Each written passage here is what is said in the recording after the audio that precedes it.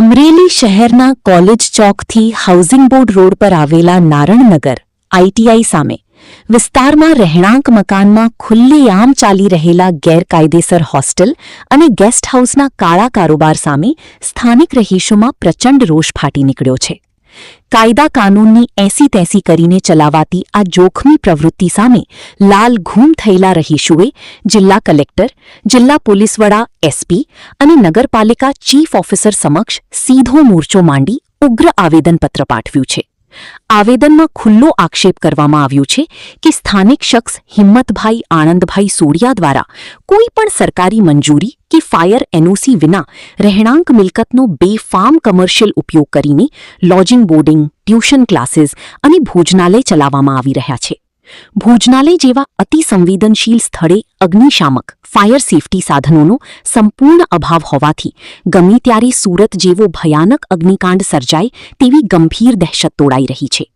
આટલું જ નહીં, ક્ષમતા કરતાં વધુ સંખ્યામાં યુવાન, વિદ્યાર્થીનીઓની પૂરતી સુવિધા વગર એક જ બિલ્ડિંગમાં ઠાંસીને રાખવામાં આવી રહ્યા છે. તેમજ બહારના અજાણ્યા નોકરિયાતો માટે પણ આ મિલકતની અનધિકૃત ગેસ્ટ હાઉસ બનાવી દેવાતા શાંત રહેણાંક વિસ્તારની સુરક્ષા અને સામાજિક વાતાવરણ સામે ગંભીર જોખમ ઊભું થયું છે. તંત્ર કોઈ મોટી દુર્ઘટના કે ગુનાહિત ઘટનાની રાહ જોયા વગર આ ગેરકાયદી અડ્ડાની તાત્કાલિક સીલ કરી સંચાલક સામે દાખલારૂપ કાનૂની કાર્યવાહી કરે તેવી સ્થાનિકોએ આક્રમક ચેતવણી આપી છે. રિપોર્ટર મૌલિક દોશી, અમરેલી. અમારા સોસાયટી એસબીઆઈ કોલોની આઈટીઆઈ સામે આવેલી છે અને અમે ત્યાંના બધા રહીશો છે. અહીંયા મહિલાઓ, બાળકો અને પુરુષો અમે બહુ શાંતિથી અને બહુ સરસ રીતના રહીએ છીએ. ત્યાં પીજી રાખ્યું છે અને પીજીમાં અતાત્કાલિક સામાજિક તત્વો આવે છે, ડ્રિંક કરીને આવે છે, જે અમારા બાળકોને પણ એક પ્રોબ્લેમ ક્રિએટ થાય છે અને મહિલાઓને થાય છે. મહિલાઓ થોડી વાર બહાર બેસે તો એમને પણ બહાર બેસાતું નથી. એટલે અમારા સોસાયટીમાં અમારે બધી મહિલાઓને એવી બધાની માંગ છે કે વહેલી તકે અમારું સાહેબ નિવેદન સ્વીકારી કરી લે અને જલ્દી હોસ્ટેલ બંધ કરે. અને કોમર્શિયલ એરિયા, રેસિડેન્ટ એરિયામાં કોમર્શિયલ વ્યાજબી નથી, એમ બધાને ન્યુસન્સ છે ત્યાં. ખાસ કરીને કયો એરિયા છે ને કેટલા વર્ષથી સહન કરો છો? આપણે આઈટીઆઈ સામે, પટેલ કોલોની આઈટીઆઈ સામે કેટલા વર્ષથી આ પ્રવૃત્તિ ચાલે છે? 10 વર્ષ થઈ ગયા છે. ત્યાં સુધી છોકરા ગાડી બોલે, ટૂંકા ચડાવીને આટા મારતા હોય. મારે જુવાન છોકરા છોકરીઓ ઘરે હોય, ગાડી બંધ છે. ગટર ઉભરાય તો ગટરનું કોઈ કે નિવેદન 3-4 દી જવા દે, કઈ કરતા નથી.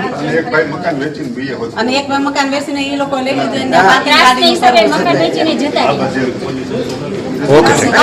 આવનાર પેઢી માટે, છોકરાઓ માટે બહુ જરૂરી છે. અત્યારથી જાગૃત અને અમે હોસ્ટેલની ત્રાસી ગયા, અમે મકાન વેચવા કાઢ્યું છે. અમારે તો એક જ દિવાળી છે, અમે કાઢ્યું છે.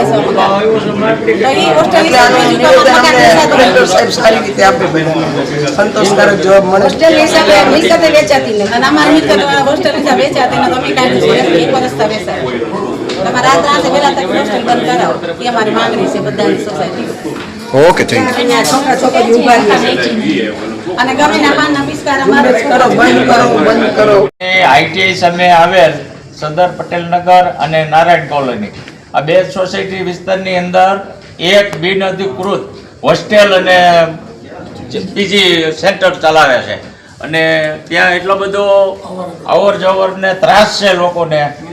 અને રાતના અસામાજિક તત્વો પણ ત્યાં રાતે આવી જાય છે. રાતના 2 વાગ્યા સુધીની અવર જવર રહે છે અને બિનકાયદેસર પ્રવૃત્તિઓ બધું ત્યાં ચાલુ છે. લેડીઝ અને જેન્ટ્સ એને બેયને ભેગા રાખે છે હોસ્ટેલમાં. એટલે અવારનવાર બહારના અસામાજિક તત્વો ખૂબ જ બધા મળવા આવે છે. અમે કલેક્ટર સાહેબને આવેદન આપ્યું કે આ હોસ્ટેલ અમારે બંધ કરાવવાની છે અને બિનકાયદેસર છે. સોસાયટીની અંદર કોમર્શિયલ બિઝનેસનું કોઈ જગ્યા હોવી ન જોઈએ. અમારી કલેક્ટર સાહેબ પાસે માંગણી કરી છે અને હોસ્ટેલ તાત્કાલિક બંધ થાય એવી અમારી માંગણી છે.